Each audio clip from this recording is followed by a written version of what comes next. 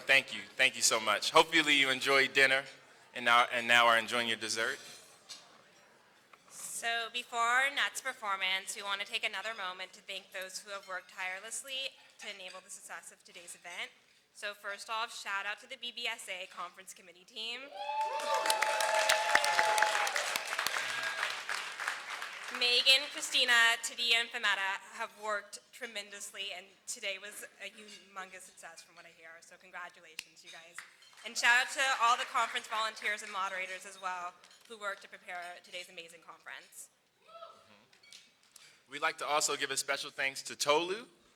Everyone give applause for Tolu for our work as our co-chair for this BBSA Gala. Thank you, Tolu, for everything. And finally, we'd like to thank Michelle Radishish, Becca Knopf, and Lisa Brown for providing additional support.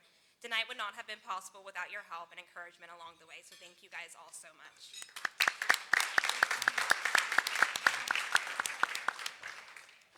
So next up on our agenda is another open mic performance. And this performance is by Abisola Kasimo. So Abisola Kasimo is a Nigerian-American slam poet veteran, competing in dozens of local and national competition.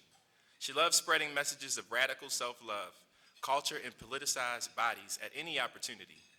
Abisola graduated with a Bachelor's of Science in Mechanical Engineering and a minor in Rhetoric Communications from my alma mater, the University of Maryland, College Park, in 2015. She is currently a PhD student in Mechanical Engineering here at Stanford University. And she plans to become an engineering professor. So please give a warm round of applause for Abisola as she comes to perform.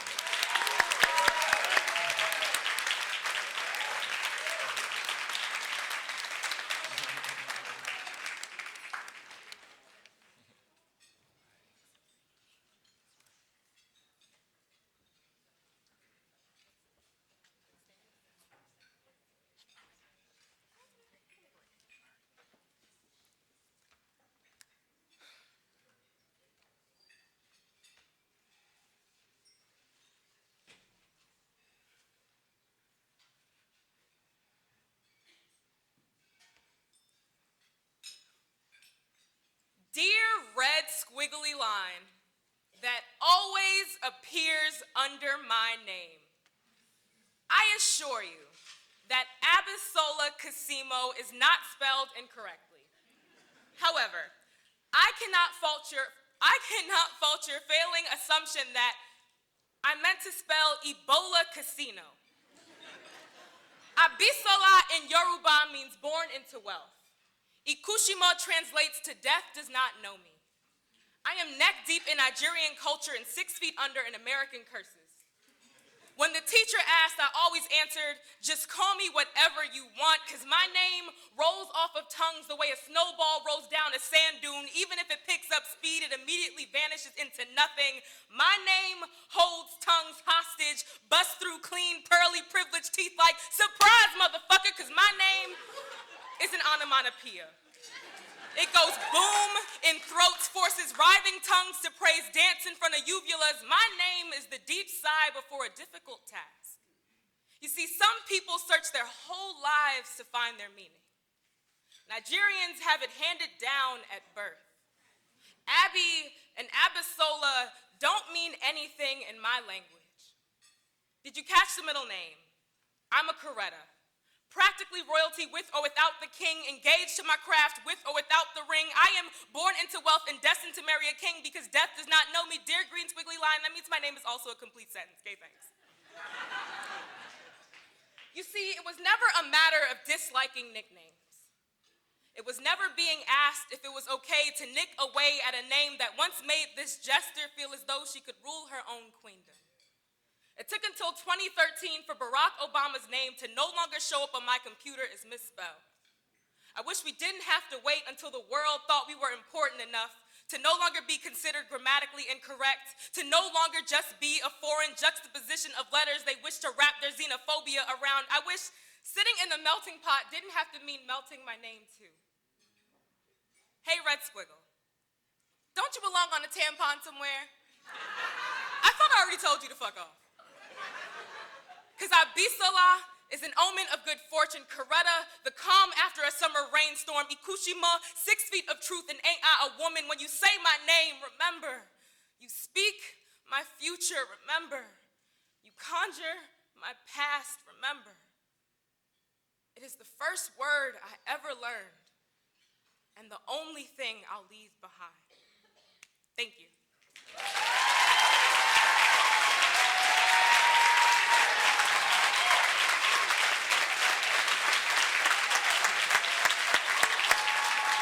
Remember that name.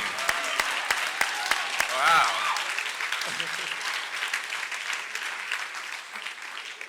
Wow, wasn't that fantastic? Have you all enjoyed the night thus far? Good, good, good. This has been an amazing day. And that reminds me, the African Business Forum is happening in 2 weeks on May the 12th. So you can go online at sabf.stanford.com. EDU, and get your tickets now, because being black is complex. And we have African Americans, and we also have Africans. And their event is a continuity of today's event. So we will all be there in support, and I hope that you all that are here that don't have tickets yet will also get tickets for that.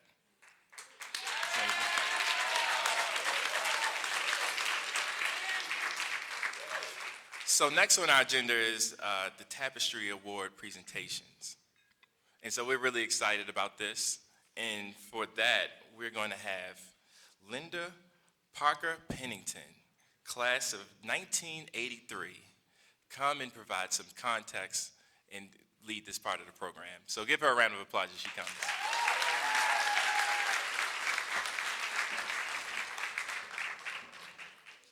So in 1981, the business school had 310 students, incoming students. There had never been more than 12 or 13 black students. Somehow or other, due to a technical error, 22 black students showed up that September. And so we decided to start some trouble. So with that many students, there was one young man, Joe Mormon was the guy. He said, you know what, Harvard got a conference, and Wharton has a conference, a black business conference, and we need a conference. So you know what? We went to the administration. We said, we need a conference. We need some money to get a conference. And I guess there was a lot of guilt money available in 1981. And so we started the conference in 1981. So in spring of 1982 was the first one. It was Perrin Mitchell. I don't know if anyone here remembers Perrin Mitchell. Pathway to Parity was the theme. So here we are. When we did it again in the second year, so the first year we got about 120 people. Second year, we did it again as second years. We got about 250 people. One of the main reasons we did it was to get the black alumni back, because we really, as students, wanted to meet the alumni. And so we managed to get a lot of folks back, and we were very happy to do that. So today, I sat in the conference again, and I was so thrilled that Megan and all the students this year had the courage, the tenacity, the persistence of vision to bring the conference back after 10 years. Wow. What an undertaking, so thank you. So the Tapestry Award, 10 years ago, Reggie Brown, Karen Rout, and I, all troublemakers from the class of '83, we got together and we said, we need the alumni to start coming back again. They've been falling off. So let's do something for the alumni. And we said, well, let's do an award. Let's give them an award for leadership and service to the community. And we'll start with posthumous awards for James Hansley and Lee Jackson. And we will go forward from there. And instead of getting a plaque, we said, nobody wants a plaque. People got enough plaques on their walls. Let's do something interesting. Let's do a quilt. Okay, so the quilt represents so much of our African heritage, of our heritage in slavery when quilts showed the way to the North, to freedom. And it represents the mosaic of our society and the richness of our culture and the heritage that is embedded in us and in this great country because of African Americans. So, a week after having that conversation with Reggie and Karen, I happened to go to the Art of Living Black in Richmond. They do every year. And I walk in, and there's this beautiful quilt on the wall. And I go, it's a quilt. Wow. I turn around, there's a woman sitting there, and I go, did you do that quilt? She said, yes. I said, do you work on commission? She said, yes. And that was Marion Coleman. Marion Coleman has been doing our quilts for 10 years, for a decade. She has rendered 11 quilts for us since the beginning. 3 weeks ago, I learned that Marion Coleman has stage 4 cancer. And a miracle happened. Aura Clay called me. And Aura Clay is here tonight with her husband, Roger, and they rendered the quilts that we're going to present tonight, the Tapestry Awards. So thank you, Aura. Please stand up.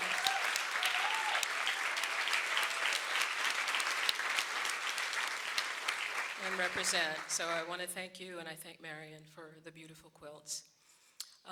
And with that, we're going to honor 2 people tonight. And so I'm going to call up Royal Bryson first to honor Tom Adams posthumously.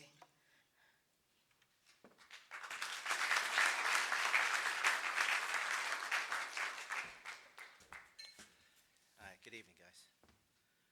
So don't mess this up, right? Tom is not here with us, but it's gonna be, I'll check be as quickly as I can, but I know many of you don't know Tom Adams. You didn't know him, so I just wanted to take a brief moment to kind of give you a little bit of background on Tom. Got this right? Tom was an entrepreneur, an investor, a mentor, and a business incubator, specializing in early-stage e-commerce, online communities, and online media. Born and raised in D.C., Tom graduated from the University of Maryland and worked on Capitol Hill for 6 years. He worked on the U.S. House Banking Committee, helping to lead the investigation on the savings and loan scandal back in the 1980s. If anybody remembers the Lincoln, you're too young, but Lincoln Savings and Loan was kind of the poster child for that. But so Tom was very instrumental in developing that legislation. And then in 1993, Tom was thrilled to shake the hand of Bill Clinton at his inauguration party. He came here to the GSB, and like the rest of us, wanted to change the world. Gene told me a story about this. He wrote up his application, but wasn't satisfied with it, and so he was about to miss the deadline on mailing it in. So Tom actually hired somebody to fly his application from D.C. to Stanford University to hand it in person, just to give him that little extra time, and it paid off. Obviously, he did get admitted, and it worked out. But I mean, who does that, right? And that's way before you had any 2 nickels to rub together. The brother's like, I gotta have this. It's gonna happen. So after he graduated from the GSB, everybody went the BC route. We went to banking and consulting. That's what you did when you came out of the school. Tom went to something they called a startup, right? This is 25-something years ago. Selling used crap on the internet. And, everybody's laughing at him. You're going to go work for a company called eBay? What kind of name is eBay? And, well, he laughed right back at us from the floor of the NASDAQ. And,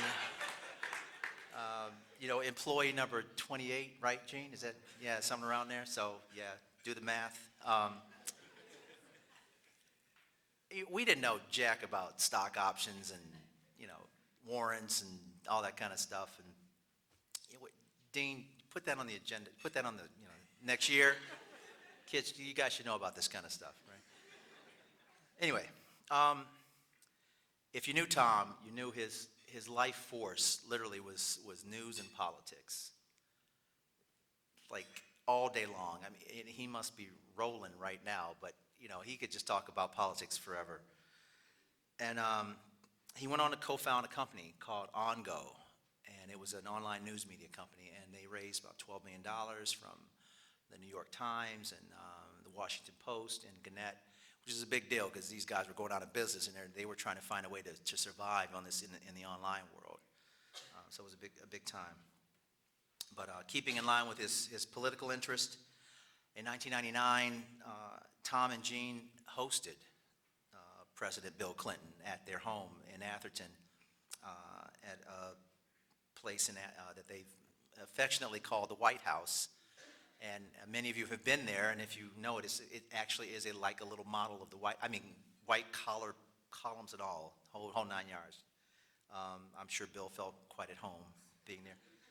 But Gene told me a story about when Tom introduced Clinton, welcome Mr. President to the West Coast White House.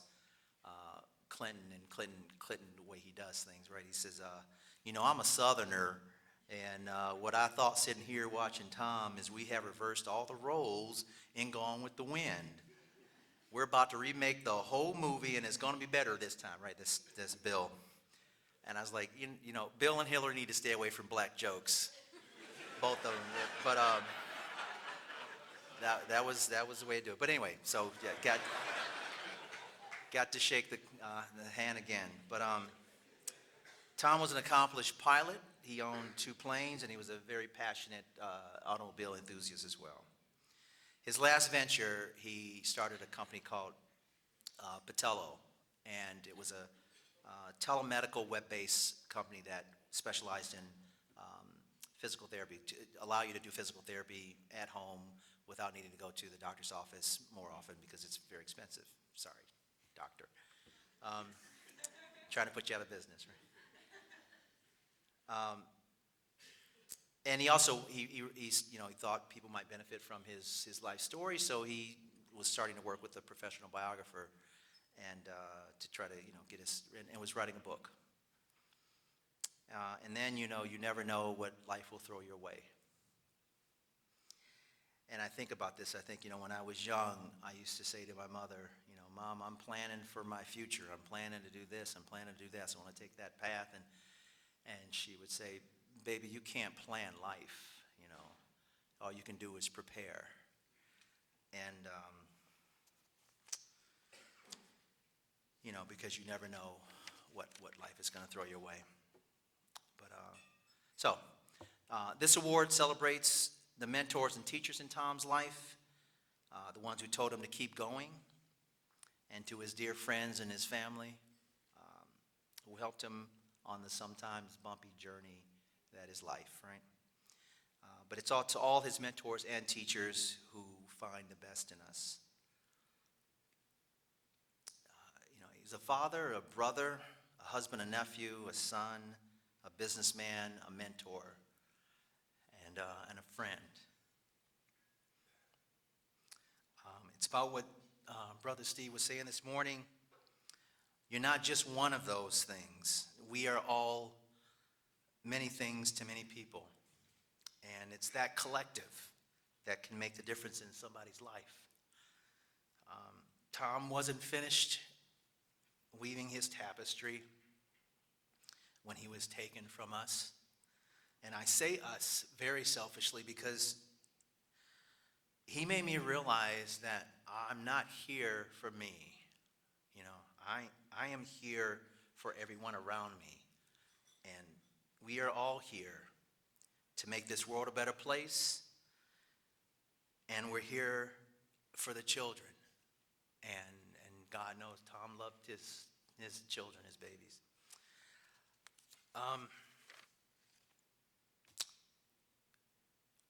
This is not the most fair thing to happen, but his legacy lives strong. He's got 3 beautiful children that here encompass his values and cherish their memories of him.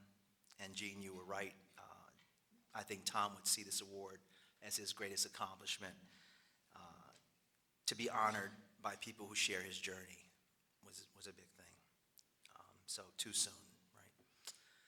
So, Jordan, Audrey, and Lauren, please come up here.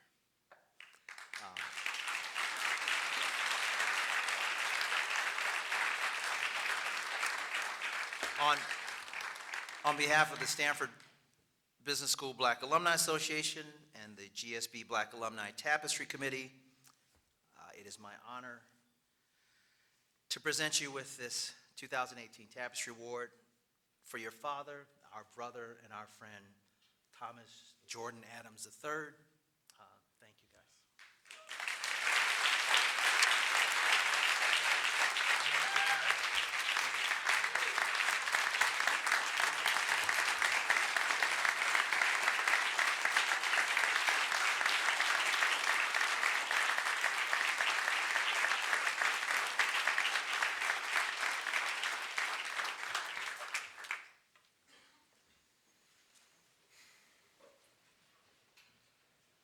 We are very honored to be accepting this award on our father's behalf, and are happy to be here surrounded by so many great people, including our uncle and great-uncle from Maryland and Washington, D.C.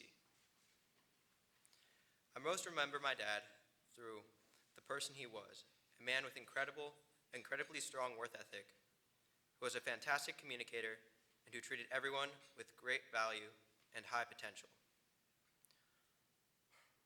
One of my memories that best embodies these traits are when we just finished eating dinner, when all of a sudden he pulls out a Monopoly set and begins to explain how stocks, investments, and loans work. With all the different player pieces, houses, and fake money. Granted, I was only in 4th grade and had no previous knowledge on the topic, but in some crazy yet simple way, with great attention to detail, he was able to teach me and my sisters how the stock market worked. I have taken these virtues to heart and these have allowed me to turn mountain-like obstacles into stepping stones, helping me to be a more successful person, academically and personally.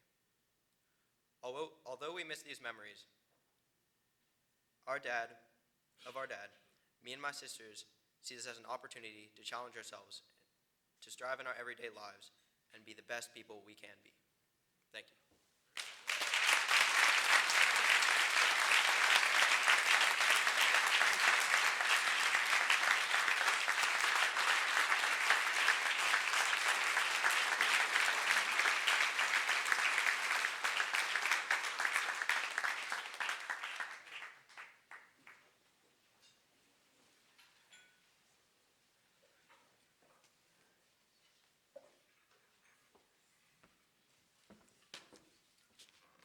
Thank you.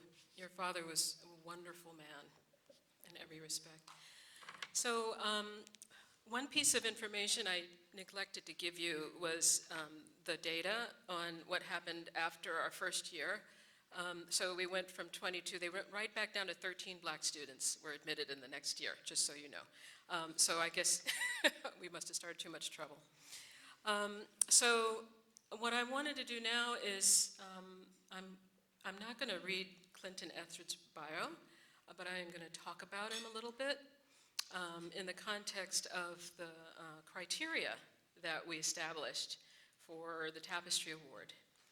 And it is a very elaborate criteria on a Google Doc with about 9 elements to it, and a scoring system, you know, typical MBA stuff. Oh, yeah, this is really geeky. But the elements include, first and foremost, service. And Clinton, if you know him at all, this is a person who exudes giving back. He is someone who is always mentoring people. And since we started the conference, he's the one person that I can think of who is always here. And he doesn't talk about himself. He asks you, how are you doing? What are you doing? And how can I help? That's the kind of person he is. Scope of impact is the other. And this is a man who was the first African American in the Peace Corps in Gambia. And he was in 1974, so I think the class of 74 are really small numbers. So Trailblazer is totally who Clinton is, and it's interesting that that's the theme. We also have this quality of how are they in their personal life as a family person. And Clinton is very much a family man. He talks about his kids all the time. In fact, he moved to Atlanta just to be closer to his children last year. And then one of the qualities about him that's not on our criteria but really gives him big points is his humility. When I called him to let him know that he had been selected for the Tapestry Award, he was flummoxed. And I said, Clinton, but you know, like we've been talking about you for probably 5 years now. So this is your year, Clinton. And I think he's still surprised.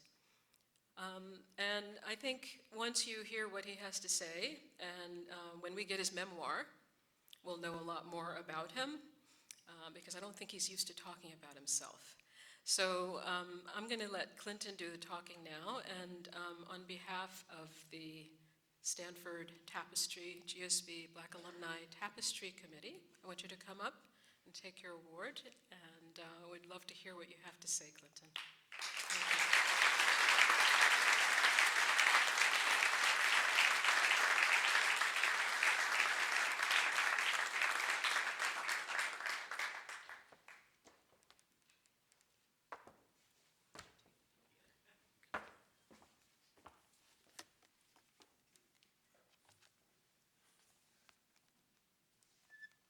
Well, thank you very much, Linda Parker Pennington, for that kind and gracious introduction. I turned 70 on September 27th, and I want to tell you about my life journey and the lessons I learned along the way from my Harlem genesis to this stage at Stanford to receive my Tapestry Award. I grew up in Harlem in the 1950s at 273 West 122nd Street, 3 blocks from the Apollo Theater.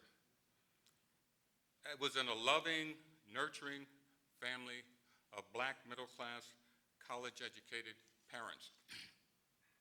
My parents both hailed from small towns in North Carolina. My father from Edenton and my mother from Plymouth. And Plymouth would be a town I would visit just about every summer growing up during the 50s. But as a black boy growing up in Harlem, I was totally unprepared for the Jim Crow segregation and American apartheid I experienced during those summers I visited my mother's hometown of Plymouth, North Carolina. In those days, to go from New York to Plymouth required that you cross the Chesapeake Bay in Virginia on the Cape Charles Ferry. Back then, on the Cape Charles Ferry, there were 2 sets of bathrooms. White gentlemen, colored men. White ladies, colored women. I had never seen this in New York. The white bathrooms on the ferry were always cleaner, despite the separate but equal doctrine. I saw a black gentleman going into the bathroom for white gentlemen. He came out a minute later, but wasn't thrown overboard or lynched by the whites on the ferry. With that example in mind, I entered the bathroom marked white gentleman. This was 1950s Chesapeake Bay in Virginia during the waning days of Jim Crow.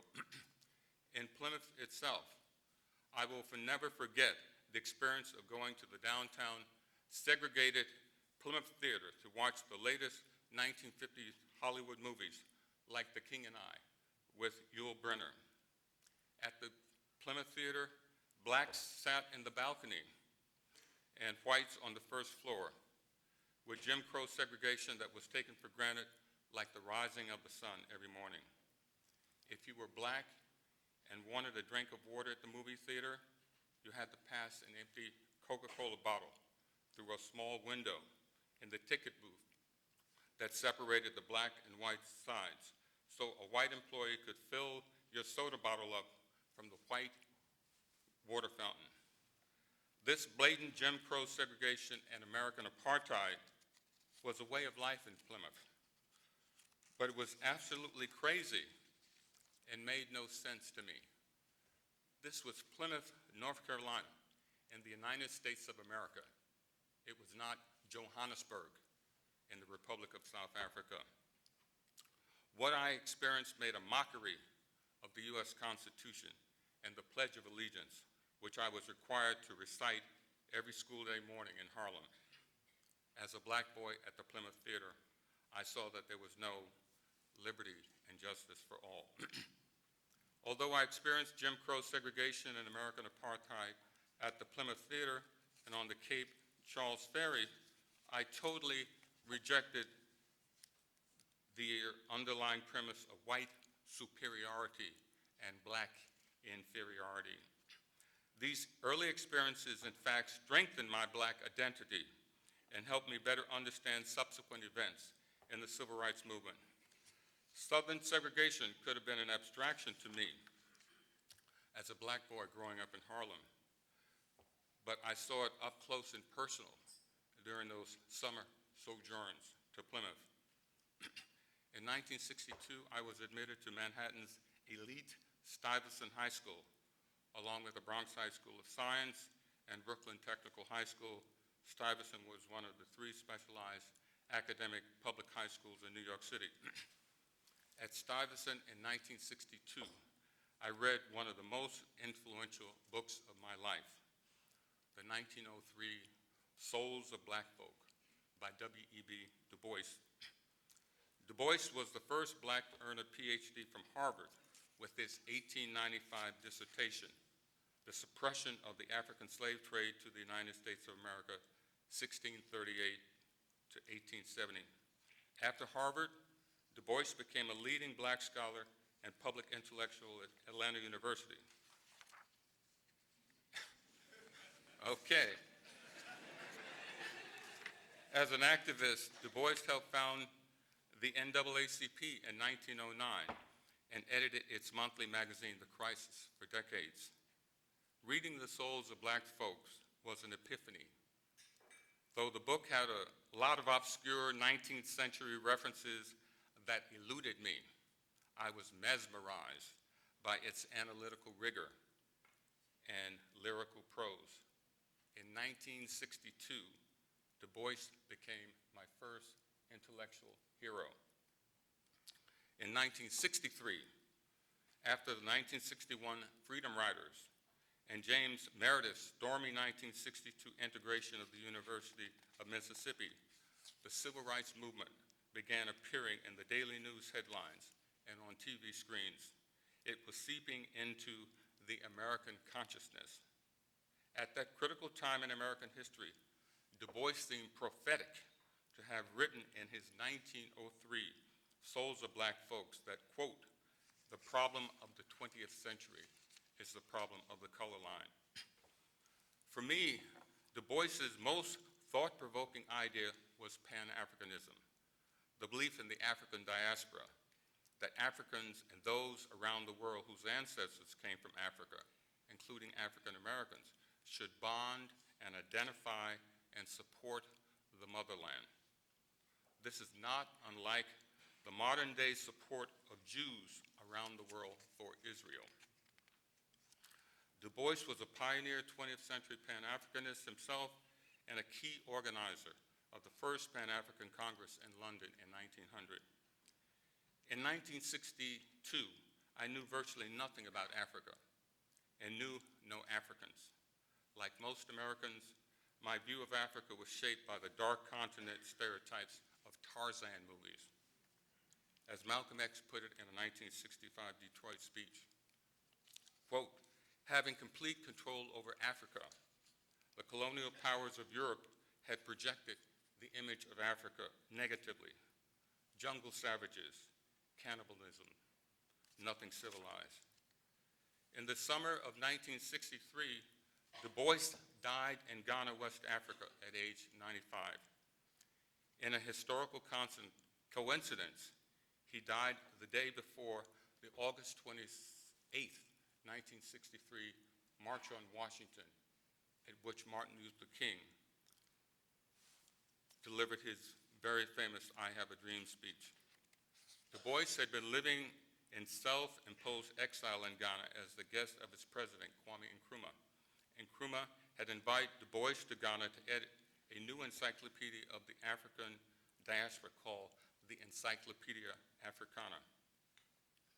In the summer of 1963, before the start of my junior year in high school, I began to ask myself, if my intellectual hero could be a Pan-Africanist, why can't I?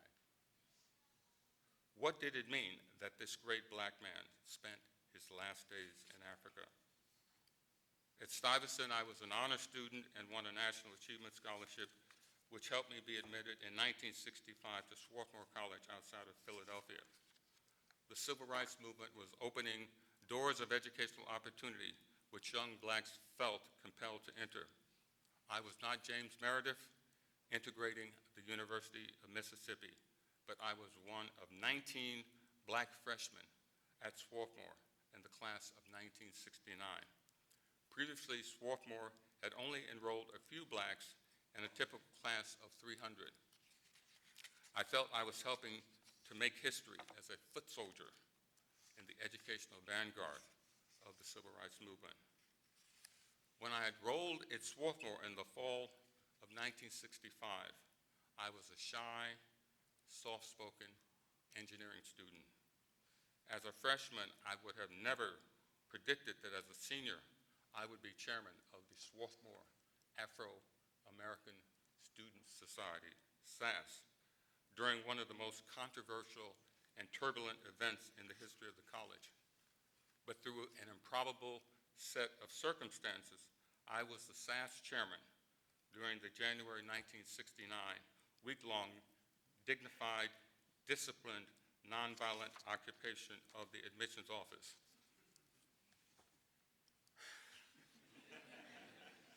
It was very improbable. Unfortunately, during our nonviolent direct action, the Swarthmore president, Dr. Courtney Smith, died of a heart attack.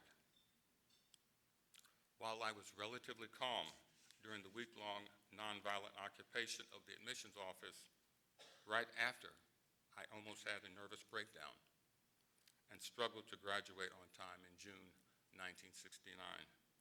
Thank God I was able to do so. At Swarthmore, like many young blacks of that generation, I wore an afro. I know that's hard to believe now. And dashiki, and was black and proud and fascinated with Africa. I joined Peace Corps Gambia seeking my own answer to the question, what is Africa to me? Poised by the Harlem Renaissance poet Countee Cullen in his 1925 Heritage. What is Africa to me? Copper sky or scarlet sea, jungle star or jungle track, strong bronze man or regal black, woman from whose loins I sprang when the birds of Eden sang, 3 centuries removed from the lands his fathers loved, spicy grove, cinnamon tree, what is Africa to me? I became the first black Peace Corps volunteer in Gambia, West Africa from 1970 to 1972 as a math teacher at Latrakunda School. That's me. See, I did have an afro back in those days. In Gambia, I learned cross-cultural communication and cross-cultural sensitivity by living in Africa for 2 years at the level of the people and as a Peace Corps math teacher. Besides the cost of school uniforms, at Latrakunda Secondary School, students had to pay school fees to get textbooks on loan. One day I asked a schoolboy for the answer to a specific math homework problem and got a startling response. Teacher, I did not do the homework because I don't have the math book. And why don't you have the math book? I asked. And he said, teacher, I don't have the math book because my father is a poor Gambian farmer. I quickly stopped asking the schoolboys why they didn't have their books, for the response became too painful to bear. This experience had a profound effect on me. It made me start thinking about economic development and why the schoolboys had so many fathers who were poor Gambian farmers, quote unquote. Out of this came a growing sense of responsibility in me as an African American to figure out a way, if possible, to do something about the situation. I came to Peace Corps Gambia trying to find my own personal answer to the question, what is Africa to me? But I concluded as a Black American that a related question was also relevant. What am I to Africa? I pondered what to do about the situation. I ended up concluding that getting an MBA from the Stanford Business School would enable me to apply my math background in a wider arena through the financial analysis of business and economic development, including those of Africa. Outside of the classroom, I also learned some important lessons. And this is another picture of me in the compound in Gambia. I tell people, back in those days, I was young and had hair, and now I'm old and don't have hair.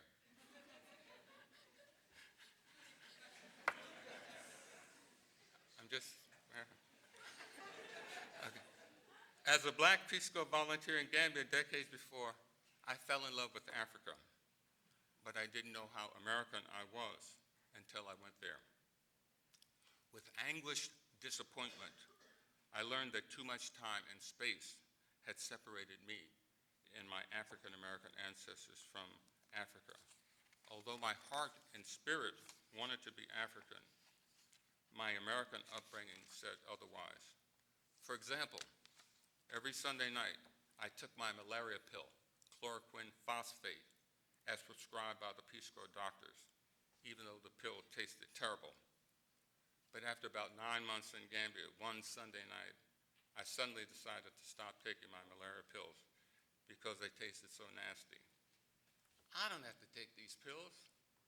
These are for the white kids. My ancestors are from Africa. However, by Tuesday, I was coming down with a sweaty face and shaky palms. I reversed, I said, Clinton, don't play around. Malaria's no joke. I popped that pill so fast and never looked back. Also, when I walked around the Gambian capital, Banjul, street children would come up and say, Tubab, Mema Bure. Tubab, give me a penny. In the Wolof language of Gambia and Senegal, the word Wolof is frequently translated as white man, but it is better defined as non-African, which is what the white European colonials were, the British in Gambia and the French in Senegal. In Gambia, I happened to meet Alex Haley in 1972 while he was researching Roots, the book, and TV miniseries that took America by storm. This was 72. And he was telling me about Roots, and it didn't make sense and whatnot, but that was one of my mistakes. In many respects, Alex Haley put Gambia on the map and made Jufri Village, his ancestral homeland, a worldwide tourist attraction. Yet Alex Haley and I are both African-American Tubabs, but we're both also beloved by the Gambians. He in a big way and I in a smaller one. Why? Because we both came to Gambia 3 centuries removed, in the words of County Cullen, to give back and to serve. When I was leaving Peace Corps Gambia in summer 1972 to come back to the United States to enroll in the GSB, I told myself, first time around, I saw Africa from the bottom up, as a Peace Corps volunteer and a math teacher. Next time around, I wanted to see Africa as a businessman. This sentiment was reinforced because around that same time, many Gambians were telling me in Wolof, Clinton, dofin yu ati wai, which means Clinton, you won't be coming back here anymore, will you, Guy? And what they really meant was, we're really going to miss you. But that phrase, Clinton, dofin you ati wai, Clinton, you won't be coming back anymore, haunted me for the better part of 4 decades as I tried to get back to Africa as a businessman. But for a number of reasons, I was unable to do so. Then my wife of 34 years, Deidre Martin Etheridge, died of a stroke on short notice in August 2008 at age 59. In summer 1971, Deidre, who was then my girlfriend, visited me in Peace Corps, Gambia. Because our relatively light brown skin, Gambians thought that Deidre and I looked like members of the Fulani tribe and affectionately gave us Fulani names. I was Lamanjalo, she was Skumanjalo.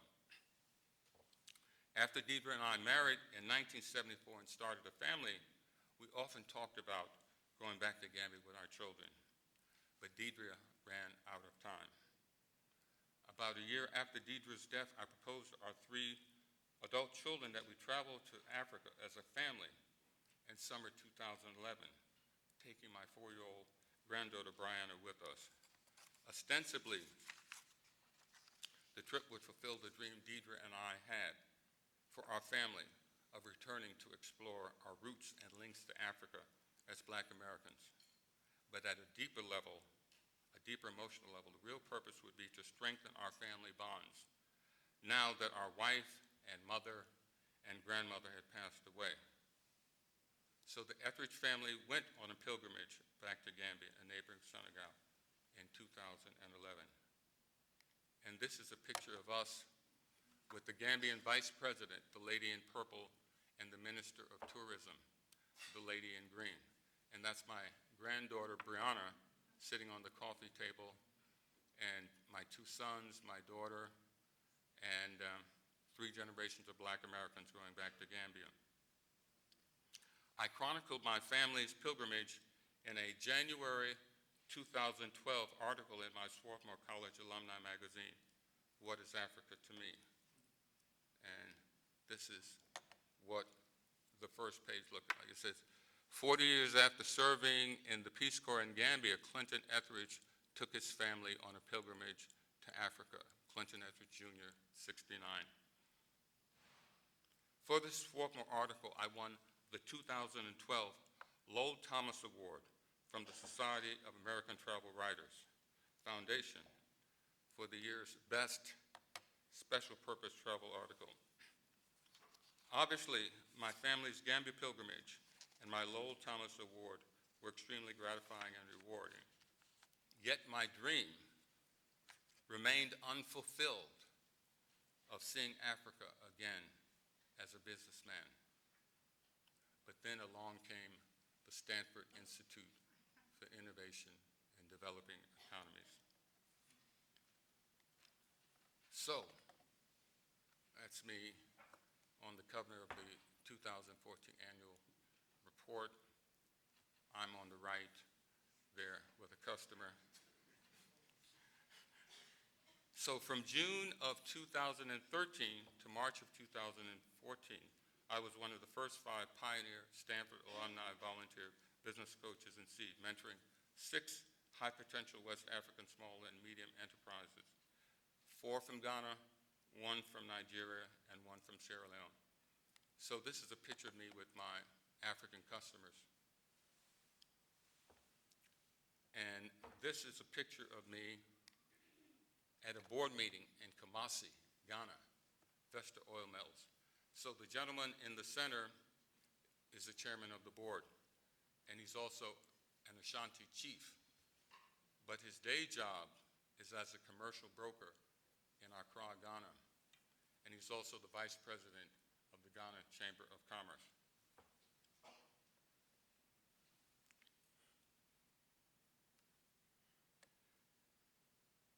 Prior experiences in my background helped prepare me to be a Stanford Seed business coach. First, I brought a kind of cross-cultural sensitivity to my seed coaching that was a result of my Peace Corps experience. Second, I was also a very experienced banker who who knew how to get small businesses lender-ready from my 15 years with the California Economic Development Lending Initiative. Third, I brought an attitude of humble inquiry to being a seed coach. Edgar Sheen, the emeritus MIT Sloan School of Management professor, popularized the concept of humble inquiry, the gentle art of asking instead of telling. In the beginning, Seed knew a lot about Silicon Valley, but not much about West Africa. So it would have been a mistake to tell the Seed customers, I'm from Stanford Business School, and I'm from Silicon Valley, and I'm here to help you. This could come across as condescending, or even worse, come across as neo-colonialist. In retirement, I'm expanding my award-winning article into a book-length memoir. In the memoir, I'm exploring the things I learned through these 3 significant engagements with Africa. The memoir highlights what I learned about the continent and what I learned about myself as an African American in the motherland, as both changed over more than 4 decades. In conclusion, I started asking the question, what is Africa to me? Based on the County Cullen 1925 Harlem Renaissance poem. Then in Gambia, I asked, what am I to Africa, when a Latrikunda schoolboy told me he didn't have the math book to do the homework with because, quote, his father's a poor Gambian farmer. Then, as a Stanford Seed business coach, I came to the conclusion that moving forward, an important question will be, what is Africa to the world? Why do I say this? Take a look at this graph.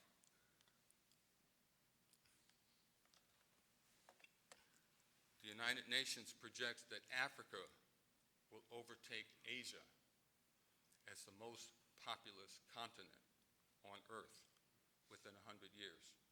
We won't see it, our children won't see it, our grandchildren won't see it, but if the UN demographic projections are right, Africa will have a very, very important place in this world. So, thank you very much.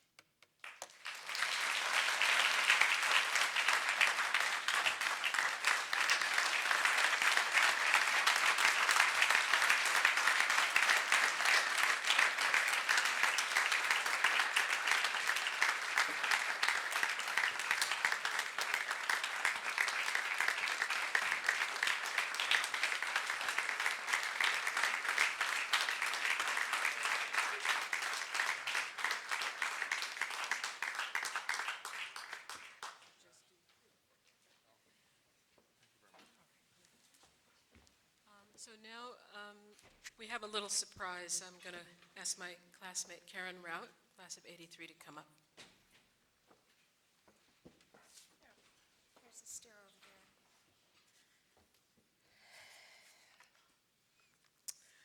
Good evening. Thank you for this fabulous event. It's great to see so many students and alums and family members of Tom and friends of Clinton. As Linda mentioned, we often got confused for each other in business school, and we happen to wear red dresses tonight, so I guess you have a reason to be confused with us today. But this is just a brief recognition. Let me just give you a few points about why we're recognizing this person.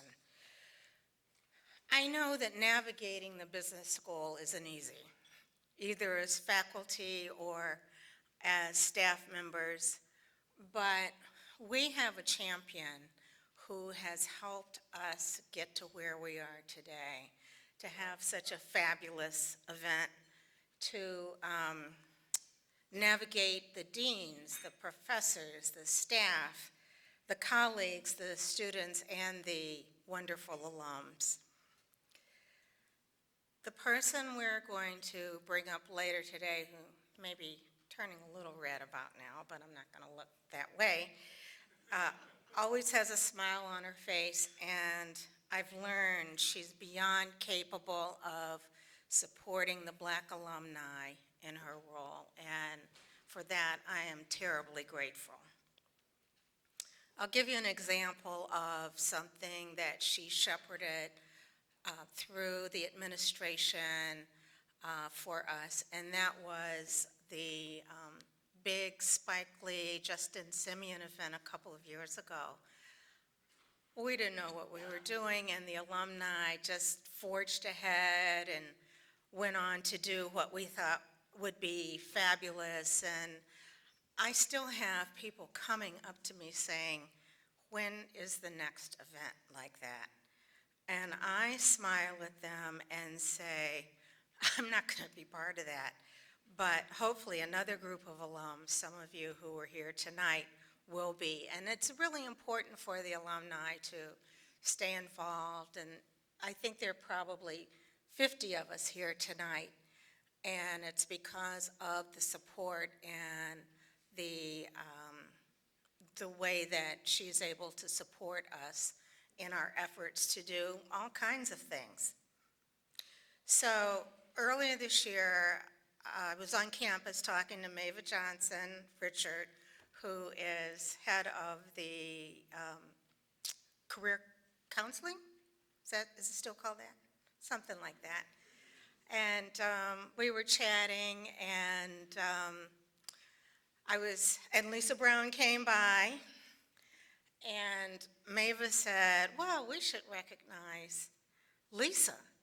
And that's really true, and I thought to myself, well, we should recognize Lisa before there's a gala when she's not around, or there's before we miss the opportunity to say thank you, or before the gold watch. So instead of a gold watch, we're giving a version of the Tapestry Award, which is what everybody wants once you have received the Tapestry Award.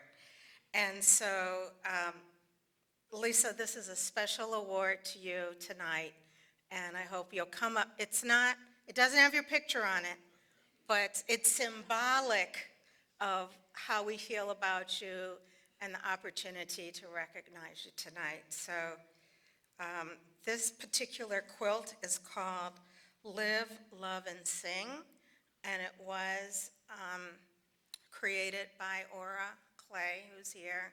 So can you come up for a minute?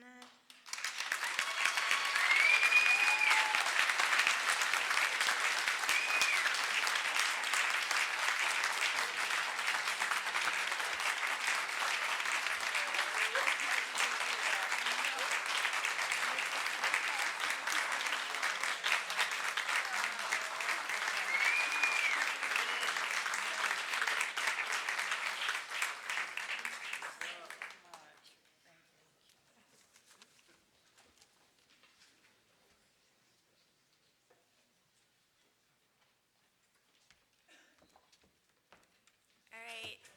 Thank you, everyone, for coming. We're going to start